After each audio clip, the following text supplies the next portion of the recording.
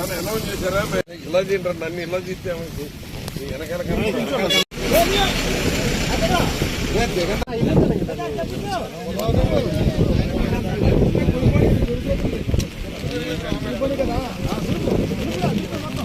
ఇంకా 5 రోజులు పడుతుంది లాగుతాం.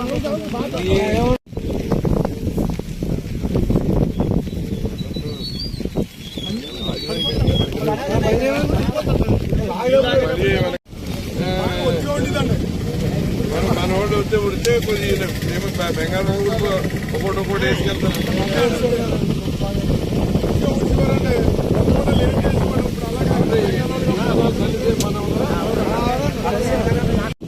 ఏమి తాగేస్తారంటే 3 రోజులు ఏం చేయడానికి పోయినట్టేనా ఉడితే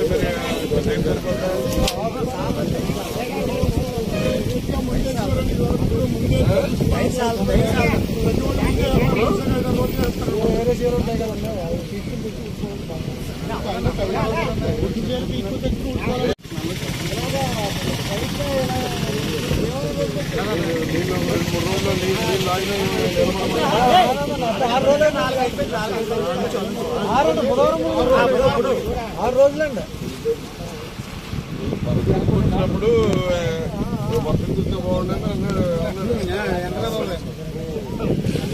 వల్ల అందరికీ దాని తగ్గ 28,000 30,000 పైన పడిందండి.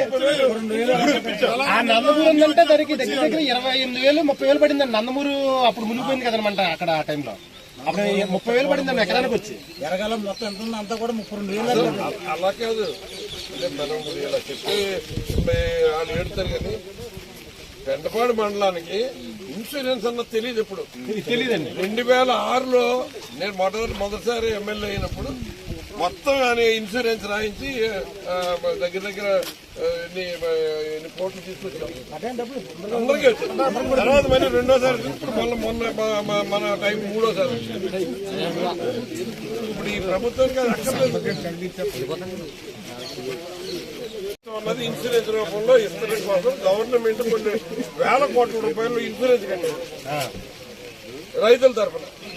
ఇప్పుడు రైతు కట్టాలంటే కట్టే అలవాటు ఎవరికి ఉంది? ఇప్పుడు ఎవరుకుంటాడు?